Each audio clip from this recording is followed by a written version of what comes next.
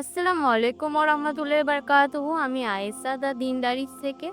আজকে আমি যে বিষয় নিয়ে কথা বলবো তা হলো এমন কিছু গুনাহ যেগুলো আল্লাহ কখনো ক্ষমা করেন না। প্রিয় ভাই ও বোনেরা, আমরা জীবনে কখনো না কখনো গুনাহ করি। মাঝে মাঝে না চাইতেও গুনাহ হয়ে যায়, কিন্তু আল্লাহ দয়ালু, তিনি আমাদের মাফ করে দেন। তবে এমনও কিছু গুনাহ আছে যেগুলো আল্লাহ কখনো মাফ করেন না, যদি বান্দা ফিরে না আসে।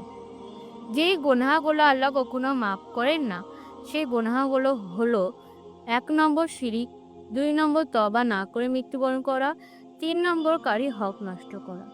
চলুন এই গুনাহগুলি সম্পর্কে বিস্তারিতভাবে জেনে নিই।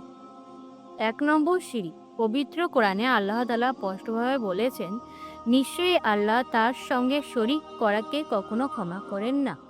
শরিক মানে আল্লাহর সঙ্গে অন্য কাউকে অংশীদার বানানো। আমরা অনেকেই নিজের অজান্তে এই শিরিক করে ফেলি। যেমন কবরে গিয়ে সেজদা করা, দোয়া চাওয়া, মাজারে গিয়ে চাদর চাপানো, মানত করা, অন্যকে আল্লাহর মতো মানা। এই সব কিছুই হলো শিরিক। ২ নম্বর, তওবা না করে মৃত্যুবরণ করা। যে ব্যক্তি গুনাহ করার পর জীবনে কখনো তওবা না করে মৃত্যুবরণ করে, সেই ব্যক্তিকে আল্লাহ কখনো ক্ষমা করেন না। ৩ নম্বর, কারো হক নষ্ট করা।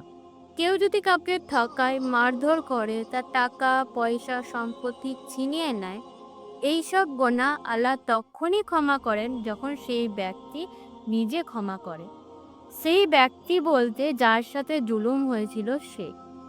তাই প্রিয় ভাই ও বোনেরা, আসুন আমরা এইসব বড় গুনাহ থেকে দূরে থাকি। আল্লাহর কাছে প্রত্যেকদিন ক্ষমা চাই, বেশি বেশি করে তওবা করি, মৃত্যুর আগে রবের কাছে ফিরে আসি। আল্লাহ তাআলা আমাদের সকলকে হেদায়েত দান করুন। আমিন। ভিডিওটি যদি ভালো লেগে থাকে তাহলে লাইক করেন, শেয়ার করেন, কমেন্ট করেন। আর দ্য দিনদারিস চ্যানেলটিকে সাবস্ক্রাইব করতে ভুলবেন না। জাযাকাল্লাহু খায়র।